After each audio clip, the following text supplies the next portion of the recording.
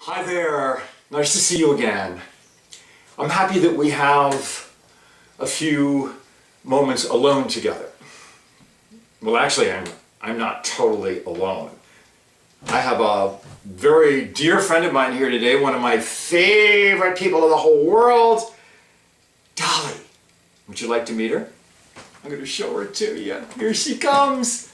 This is the Dolly Bear. You're the cutie pussy. This is the cutie pussy bear. She's a sweetheart. You can wear her like a hat like that, or you can just love her all to pieces. Isn't she cute? Yeah, she's my love. One of my loves. Daddy's going to talk to the people now.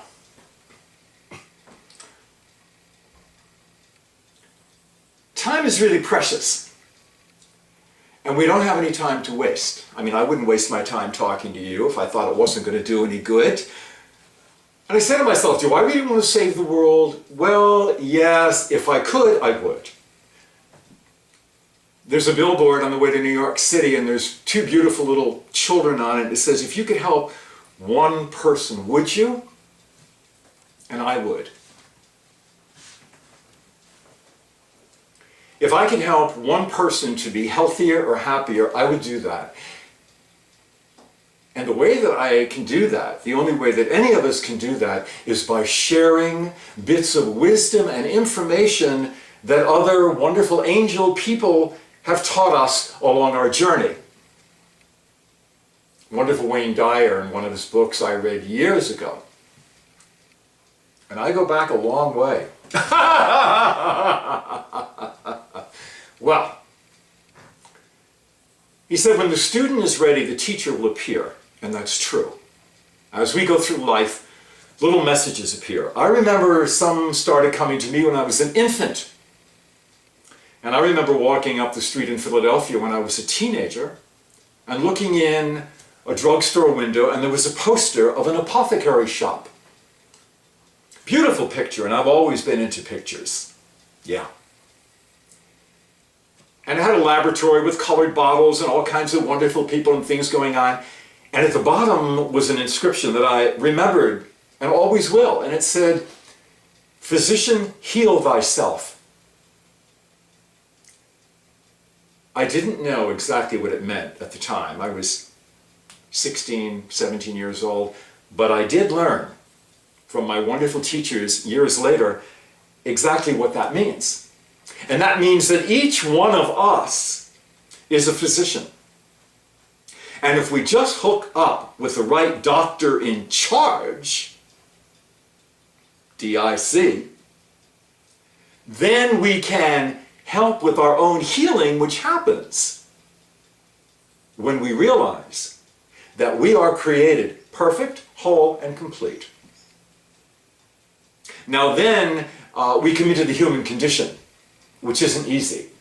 Have you noticed that? The years of suffering in my life we're putting out in 17 volumes of 35,000 pages each, in case you'd like to read that. I don't really want to go there.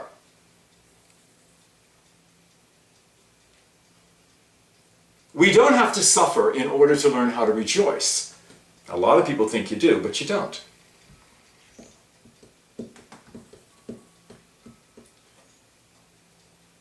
I was raised just a country boy.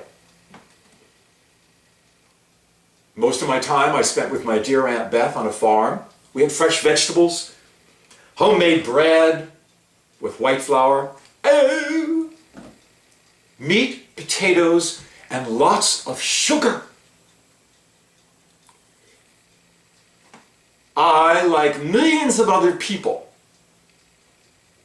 was totally hooked on this most destructive drug, sugar, by the time I was an infant. There's a little book that I'd like to suggest that you read. It's called Sugar Blues by William Dufty. I read it, I reread it, and recently I reread it again.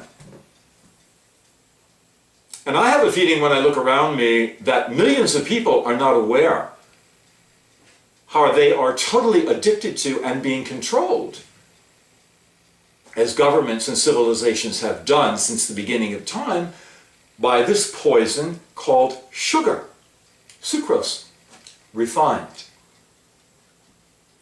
There's certainly nothing refined in my book about learning how to die early, but that's exactly what happens because most of the diseases in our society today are caused by sugar.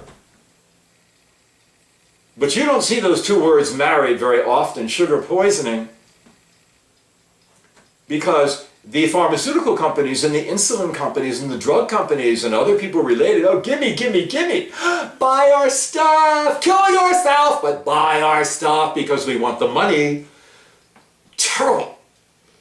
And I'd suggest to you that you take a good look at your own diet and get rid of white flour and get rid of sugar.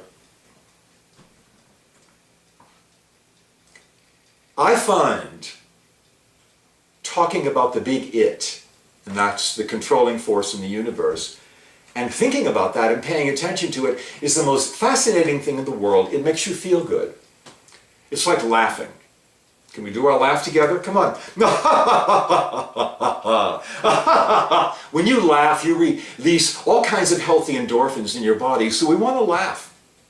We want to learn to shine because that's why we're here. We were created to shine.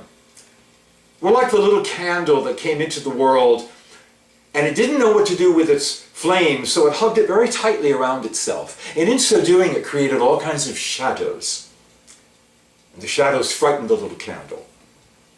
Until one day it said to itself, wait a minute. What would happen if I swelled my flame? And that's what we're supposed to do. We're supposed to know that that power that created us so that it could have a wonderful life through us. So that it could really enjoy itself as all the unlimited wisdom, power, creativity, love, and happiness, and peace that we are. Have you given God a chance to enjoy your life lately? Are you celebrating? Are you happy? Are you happy some of the time? Or all of the time? Or most of the time? The secret for happiness is learning how to reprogram your thinking so that you think happy. Talky, talky, talk, I'm happy talk. Right? That's true. We learn to change. We learn to change our thinking and change our lives. And we learn that change comes from within.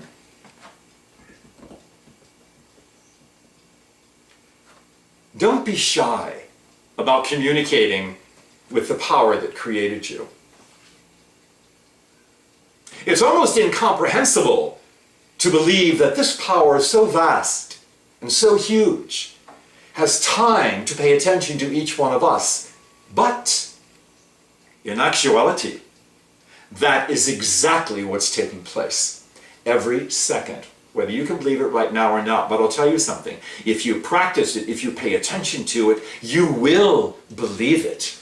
Because the more you pay attention to it, the more you will become aware of it. And when you become aware that this thing that created everything is moving through you, well, that will be your thrilling experience of the day. It really is. So don't be shy. Don't be shy with God. You can't hide from the power that created you, and who would want to? When you think of how wonderful this power is that it made music, it made art and theater and puppy dogs and pussycats and flowers and spring, who wouldn't want to be friends with something that can do all that? And that's what it does. And it's been doing that for millions of years. So get in touch with it. How? Pay attention to it. We have to know how wonderful we are. We have to know how fabulous we are. And we have to know that we have choices. I will not think destructive thoughts anymore, and I will not put destructive things in my body, like white flour and sugar. Get off it! I did. Wasn't easy. Change isn't easy. When I was 30 years old, an angel person handed me William Duffy's Sugar Blues and told me to stop eating meat because it was dead toxic waste, and I listened. I made decisions. I disciplined myself, and you can do the same thing. And you know something? It's more than worth it to be living happy and healthy because you're making the right choices. So go celebrate yourself. I love you. Be part of a happy change in the world. It all begins with you.